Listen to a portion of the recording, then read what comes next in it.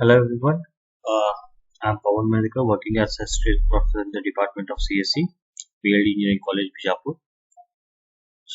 In the last video, I have been explaining about the lab programs, and I have explained lab program number 1 and lab program number 2, which is on ID3 algorithm as well as on the candidate elimination algorithm. So, in this video tutorial, I am going to explain you about the third algorithm, which is based on the ID3 algorithm, that is, we already know that ID3 algorithm is used to construct the decision tree. Okay. So the aim of the program is write a program to demonstrate the working of the decision tree based on ID3 algorithm. Use appropriate data set for building the decision tree and apply this knowledge to classify the new sample. So given a particular data set, we need to apply the ID3 algorithm on that, which will help us to generate the decision tree learning. Okay, so based on that decision tree, if any new sample is given to you, you can predict its result. So though I have explained this algorithm, ID3 algorithm, in the theoretical chapter, so if you go to the my previous videos on the ID3 algorithm on based on decision tree, so I have explained you how to calculate or how this ID3 algorithm works, as well as how it will be helpful for generating the decision tree and how we can classify the newly example based on the decision tree algorithm, ID3 algorithm. So today we have to learn about the implementation of that algorithm using Python language. So that is on the that is in the program number 3. So here we will import some of the packages of Python, that is NumPy package. So which is we renamed it as NP. So next is math package, because we have some mathematical functions over here to calculate. So and then import CSV. We are importing a CSV file where our data set is present. So let us look at the data set first. So I'll show you the data set. This is our data set, which consists of 4 attributes here. So this is first attribute, second attribute, third attribute, and fourth attribute, and this is the decision over here. Okay, so decision we are based on these all values: sunny, hot, high, and weak. All these together, consider attribute values together consider. We will decide whether the Aldo can play tennis on that day or not. So based on that, we have this data set, and for this data set we need to create the decision tree, and by the decision tree we need to predict also. Okay, so this is our actual aim. Okay, so let us see how it is working. So the very first definition or the very first function that we are using here is we are creating a class called as node. Okay, so where each node is created like this. Okay, for each attribute we are creating a node, and we have 2 more variables here, that is children. For attribute we will have a children like this. Okay, and next we are reading the data from the file name. So we will take a file name and we will open it in a read mode. So all data are present in the CSV file that we are reading by using the function called as reader. Okay, so it will read all the data. Okay, along with we have CSV file, that means comma separated value. So the delimiter here is comma. Okay, so comma is used as a delimiter, and so all that will be stored in a variable called as data reader, and all the data we will read one by one.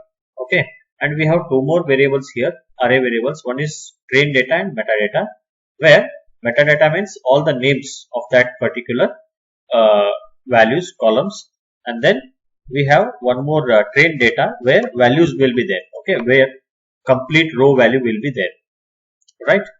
So this is about the second definition which is there in our program. And the third definition is subtables. Okay, so subtables, it is taking 3 values. One is data, another one is column, and next one is delete. And we are using here dictionary data structure. You have already studied about dictionary, so in your Python language. So here the dictionary will take key and value pairs. Okay, and all these key and value pairs will be separated by colon. Okay, so this is the key and this is the value. Value is nothing but each column attribute we are taking it as value. Okay, and all these fields, unique values, we are storing it in a variable called as item. And then we are taking one more variable count, where we will count the number of values. Okay, number of how many attributes are there in the particular value. So we are taking a for loop here. That means we will take each and every attribute values from that column, particular row, and we are counting the number of attributes over here. Okay, that means here in this function we are reading all the values. Okay, all the values, and also we are reading key and value pairs. Okay, so key is here nothing but column name, and then values are nothing but the values for that particular column that we are reading here. Okay, so another function that we are using here is delete. Delete here is nothing but if we have read already the same data values again and again, so one data value will be deleted from it. Okay, so that is nothing but the delete program here. So next here is the calculation of entropy here. Okay, so right, so here we are calculating the entropy for each of the attribute in the for each of the attribute values. And we know for calculating the attribute already entropy, we know the formula. So it is a summation. So we have used it in our theory class, summation of p log to the base 2 and attribute value. So here we are taking math log count 2 is nothing but base 2. Okay, so we are taking it as log to the base 2, and each values, prediction values we have, and summation. Okay, sum of all this value. So this will calculate the entropy for each of the attribute. So if you want, you can go through the theory class to come to know, or if you want the exact mathematical formula of this entropy. Okay, so after calculation of entropy of each of the attribute for each of the column, then we have to calculate the gain ratio. Okay, so gain ratio I have already mentioned it in the class. Okay, so please go through the video class first, my theoretical class, so that you can understand all these things. Okay, so now what we have to do, we have to calculate this all attribute gain ratio. Okay, and the attribute whose gain ratio is highest, that will become our root. Okay, so here how to calculate it, already we have some formulas. Okay, we have to take the entropy value here, and already we know, and then we have to take the information gain. So first we need to calculate the entropy and information gain, and then we can calculate the gain ratio. So already we have that formula. If you go through the theory class, just look at that video, you will come to know about all this, how what is the formula for entropy and information gain, and same formula we have applied it in a Python programming language. Okay, so then we'll have the value of this gain ratio, that for each of the node, and whose gain ratio is highest, that will become our root.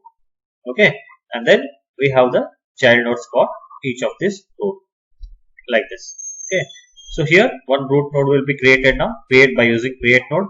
So we will create a root node, and for that, how we will create it? So whose gain ratio is highest.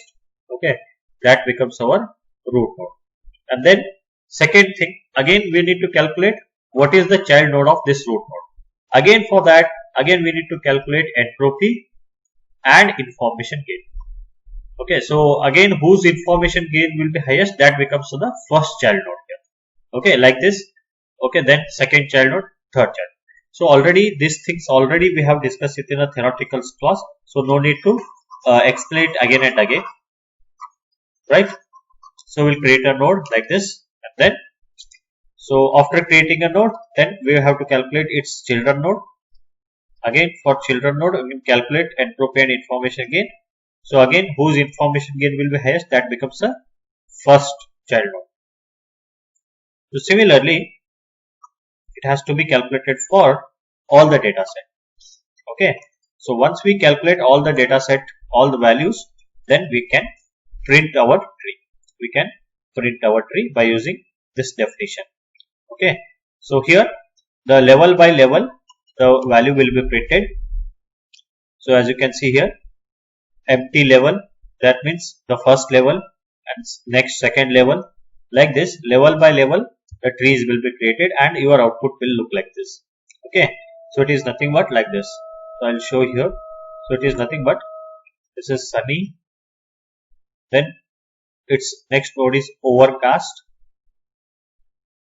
Okay, so for overcast the value is yes, and for sunny only the another attribute next child node is rain.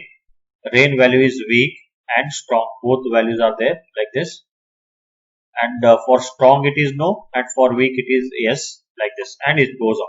Okay, so it will create a tree kind of structure so that you can, it is easy for user to read and to find the result actually.